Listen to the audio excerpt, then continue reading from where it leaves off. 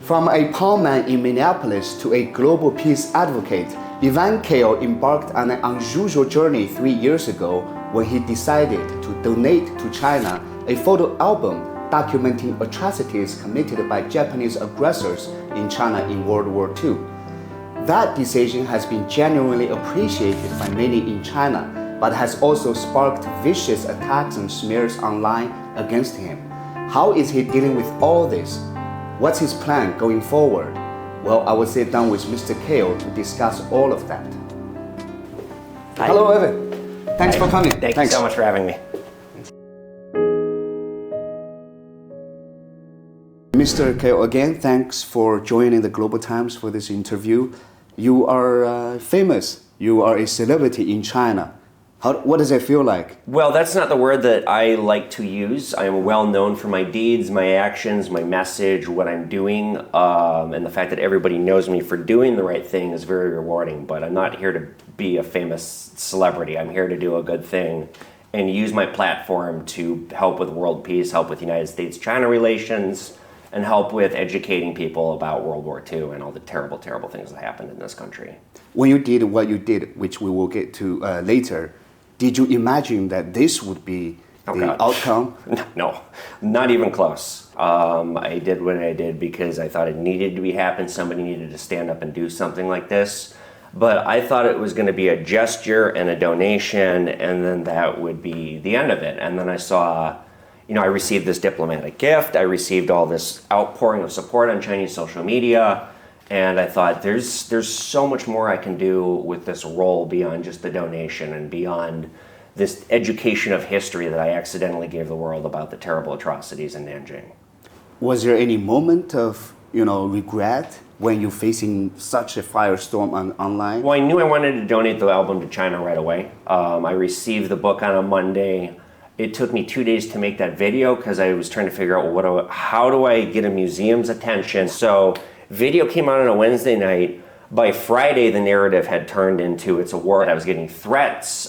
Somebody broke into my apartment. My mental health was really, really bad, but I knew the book needed to go to China and I needed to find a way to do it. How did you get into the history of World War II, and how did you get the photo album in the first place? My grandfather served in the Pacific, Captain Clifford S. Britton. He was mainly in the Philippines, but he battled the Japanese. But I got a great education about Japanese history through my courses at the University of Minnesota.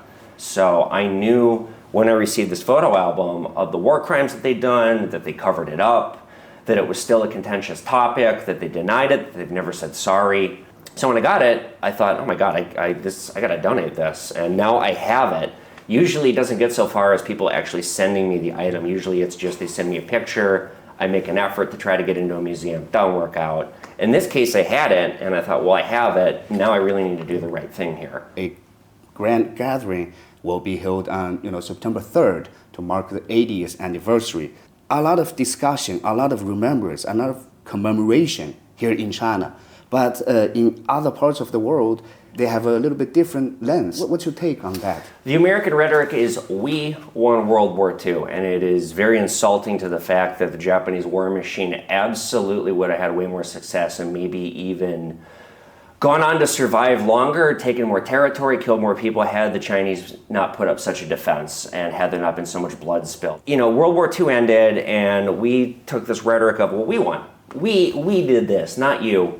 And then we kind of forgot about it because we got into other wars and time moved on. And although World War II is still remembered and heralded and celebrated, it certainly isn't the way it is here. And just a few days ago, a Japanese soccer player, a famous one, was flip-flopping his views because of the right-wing groups within the country were attacking him. You yourself, received all these attacks, but you still hold on to your belief and stick to your decision. What's your take on what's going on in Japan? We're seeing something very scary happening, not just in Japan, but globally, and that is an isolationist, populist, highly nationalistic movement. And Japan is right now a very bad example of it, but there's other countries too. And this idea started about a decade ago with Japan. It goes way further back. But the idea of nationalism, right-wing movements is a huge threat to global security. And in Japan, you're seeing a revival of this movement like it's never been seen before. And I'm truly worried for world peace what this looks like. Well, 80 years after the end of World War II, the world today is still facing tremendous risks and challenges. Remember that chapter of history so as to prevent it from happening again is absolutely essential. And we certainly hope, like Mr. Kail, more and more people in the West and Japan to stand up and do the right thing, because peace and development is the only path forward for humanity. Thanks for watching.